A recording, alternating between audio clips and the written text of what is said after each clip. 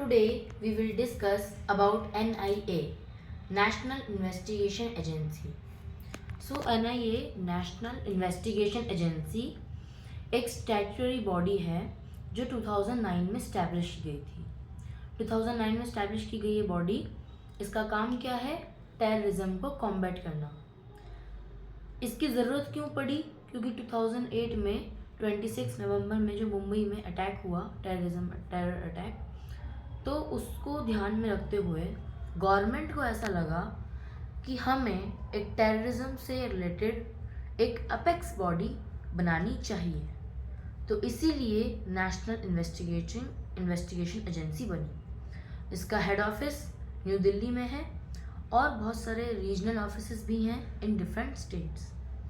इसमें एक सेल है that is FTTC, that is, देखो FTTC जो सेल है इसका, वो क्या देखता है?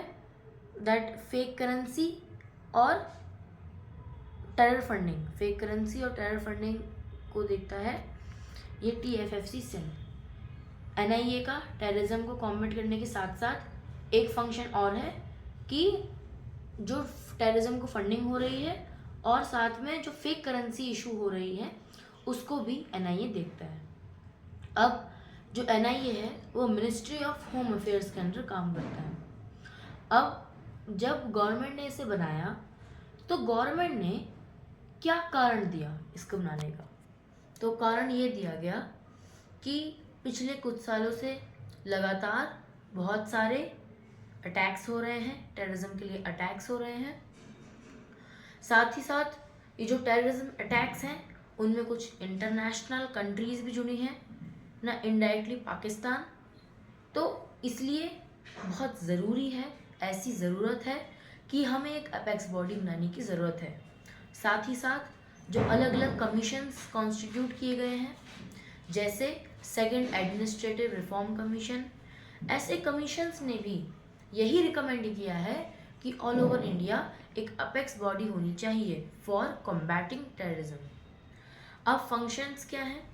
सो फंक्शंस ये हैं कि NIA एक्ट के तहत जो ऑफेंसेस दे रखे हैं उन ऑफेंसेस के तहत जो लोग गुनाहगार हैं उन्हें क्या किया जाए? प्रोसिक्यूट किया जाए। अब जितने भी फंक्शंस टेररिज्म को कॉम्बैट करने के लिए किए जा सकते हैं वो किए जाएं, और जो सिस्टर इन्वेस्टिगेटिंग एजेंसीज हैं सेंट्रल गवर्नमेंट की, उनसे असिस्टेंस ये लेता है और उनको असिस्टेंस देता है। अब विजन क्या है इस कमीशन का?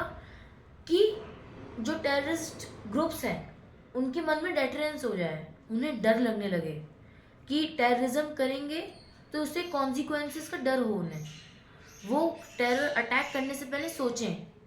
तो ये इसका विजन है। साथ ही साथ कि एक साइंटिफिक टेम्पर को क्रिएट करना है, एक हाई ग्रेड टेक्नोलॉजी का इस्तेमाल करके इनको डिटेक्ट करना है, टेररिज्म से रिलेटेड नॉलेज को एकत्रित करना है, एक डाटाबेस बनाना है फॉर टेररिज्म बेस्ड नॉलेज, है ना। टेररिज्म अटैक्स को रोकना है ताकि लोगों में एक कॉन्फिडेंस बने कि इंडिया जो है वो टेररिज्म फ्री कंट्री है। अब जुरिसडिक्शन क्या है? तो अगर इसकी जुरिसडिक्शन की बात करें तो जैसे हमारे जो बॉम्ब ब्लास्ट हो गए, एयरक्राफ्ट और शिप्स की हाईजैकिंग, ऐसे जो टेररिज्म की जो इश्यूज़ हैं वो इसकी जुरिसडिक्शन में आते हैं। लेकिन 2019 में इसकी जुरिसडिक्शन को बढ़ा दिया गया और कुछ इम्पॉर्टेंट टॉपिक्स जैसे फेक करेंसी, टेरर फंडिंग और जो हमारा साइबर टेररिज्म है उसको इंक्लूड कर लिया गया। जो असिस्टेंस है, जो NIA है, वो अपने जो ऑपरेशंस करता है उसके लिए जो उसे पैसे की ज़रूरत है, फंडिंग की ज़रूरत है, वो कौन देता है? स्टेट गवर्नमेंट देती है। ठीक है, ये नोट करने वाली बात है। अब 2019 में एक अमेंडमेंट एक्ट होता है, तो वो क्या करता है ना, इसमें कुछ अमेंडमेंट्स करता है इसके प्रोविजंस में। तो वो क्या अमेंडमेंट करता है कि जो इंडियंस आउटसाइड रह रहे हैं और उन पे अगर कोई टेररिज्म का खतरा है तो उस केस में भी NIA विल बी रिस्पॉन्सिबल।